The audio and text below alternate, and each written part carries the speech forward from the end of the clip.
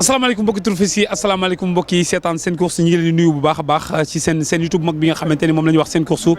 tey nag mbokk yi ñi ngi fii ci fi nga xamante ni mooy biir Lonase kenn ku ne xam partenariat bi nga xamante ni seen course dañ ko séq ak Lonase mu nekk partenariat boo xam seen partenariat boo am solo la loolu moo waral nag tey ñu ñëw fii ci seen logo yi nga xamante ni moo nekk fii ci fi nga xamante ni mooy Dakar rawatina en face côté foire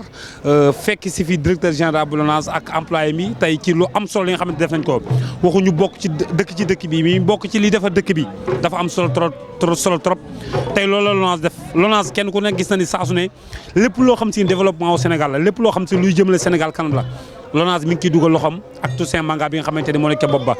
tey nag moo tax ñu def don de sang bu mag bi nga xamante ni tey dañ koy def fii maye deret ñoom waa Lonase employé yëpp génn maye deret ñu yóbbu ko ci groupe ñu yóbbu ko ci fi nga xamante ni feneen yi denc deret yi pour képp koo xam si na soxla nga deret boobu ñu mën ko jël dimbali ci ay vie yoo xam si ne ay vie doomu aadama lañu loolu nag bokk na ci li nga xamante ni mooy jaamu yàlla ci jaamu yàlla yi nga jël deret maye ko tey kenn waroon na génn àdduna ndax manqué deret boobu ñu jël soxal ko ba kooku amaat vie am kooku sauvé nga benn doomu aadama te loolu bu la xam ñaata tuyaaba la ci yàlla di fay kon loolu lu amoon solo dee leen maye deret loolu moo tax tey Lonase woonu fi ngir maye deret fii ci seen direction générale bi fii agent yëpp maye deret ñu jël ko jox ko groupe ñu jël ko jox ko yi nga centre yi nga xamante ne ñooy denc deret pour képp koo xam si ne soxla nga ko ñu mën la ko jox loolu nag ñu ci gàccee ngalaama directeur général bu Lonase waaye gàccee ngalaama amical bi nga xamante ni ñoom ñoo ko organisé ñoom ñëpp ñoom tamit ñu ngi leen sant di leen gërëm ci seen course ak seen xam mbokk seen xam Madiome Mbaye Pekh ci lépp loo xam si ne Lonase mi ngi ko organisé rek xam nga ni Madiome Mbaye Pekh ak seen course mi ngi ci biir ndax partenariat bu am solo la ñu liggéey Toussaint Manga jërëjëf def nga barki dem acte bu am solo daañu ko wax course hippique jaaxle am ay problème grand prix daa fay ñu ko fas yi war a daw nga ñëw taxaw jàppale ñu ba fas yi mën a daw jërëjëf Toussaint Manga gàcce nga laama li la fas jox yëpp yaa ngi koy delluwaat ci fas yow ak ñi nga àndal liggéey bu am solo bi ngay liggéey ci Sénégal nañ koy fësal nañ ko wax Toussaint jërëjëf Toussaint gàcce nga laama lépp lu la war ci hôpital yi lépp lu la war ci ay ambulance lépp lu la war ci social lépp lu la war ci wàllum course hippique lépp lu la war ci réew mi yaag ànd nga ak Lonase di ko def kon Toussaint Manga gàcce ngalaama ku def lu baax ñu wax ko yu baax yi nañ koy wax Toussaint Manga gàcce ngalaama jërëjëf kon mbokk yi ñu bàyyi leen ngeen seetaan li nga xamante ni moo fi am ak directeur général bu Lonase ak waa Lonase ci maye traite bi nga xamante ni tey ñu ngi koy def fii ci Lonase ay ci ñu bàyyi leen ngeen seetaan ko.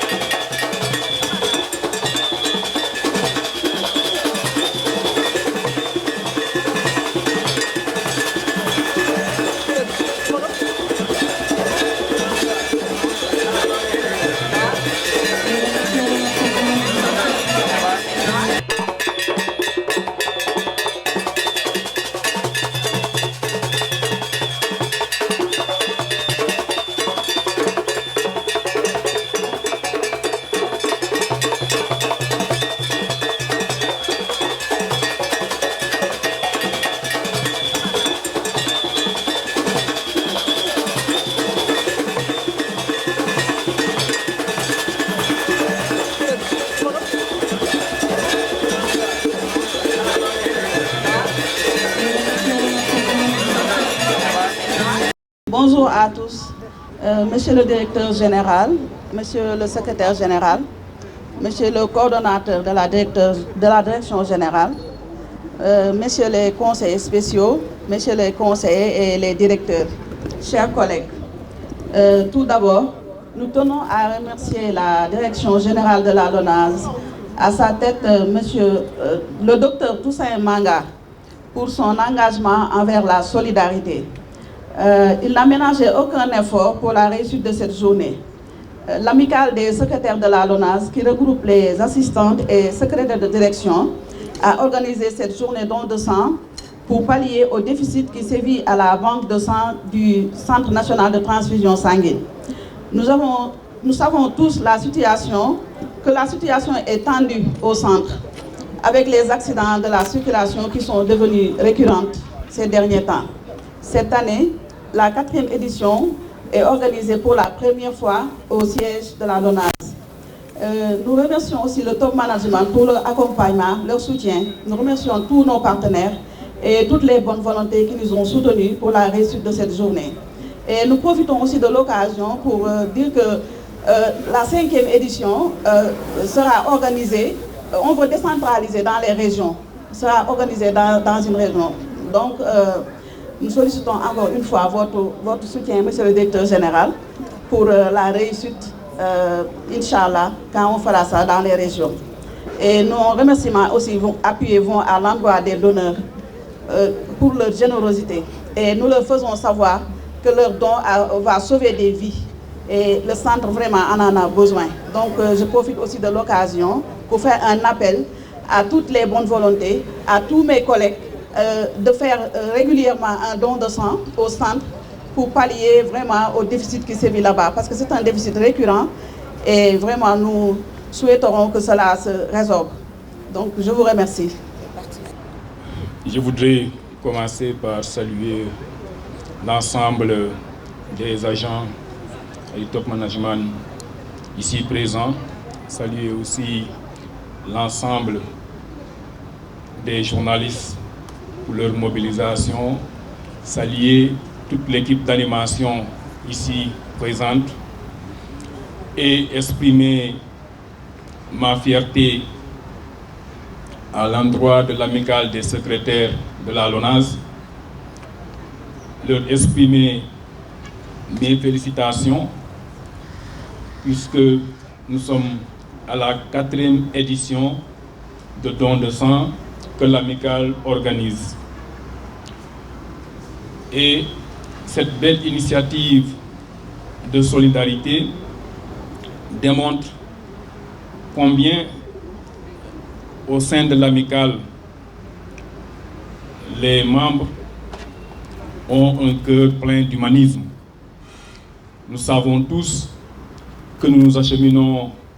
vers le mois saint de Ramadan, qui coïncide cette année avec le mois saint du Carême, et qu'il y aura un besoin de poche de sang au centre de transfusion sanguine. Et aujourd'hui, cet acte que vous posez, qui consiste à faire une journée de don de sang des employés ou des citoyens qui désirent en tout cas donner de leur sang pour sauver des vies, démontre combien on peut en tout cas être agent d'une entreprise, mais aussi comment on peut être agent et pouvoir contribuer dans les besoins que la société peut avoir, plus précisément des besoins qui permettent de sauver des vies. Je vous réitère tout mon soutien, vous réitère la disponibilité de la direction générale à vous accompagner dans ces belles initiatives. Encore une fois, toutes nos félicitations, et vous êtes un exemple pour toutes les structures dans les administrations. Je crois que si partout au Sénégal, les structures arrivaient à organiser des dons de sang en ces veilles de mois de carême et de Ramadan pour pouvoir permettre au centre de transfusion sanguine de disposer suffisamment de sang,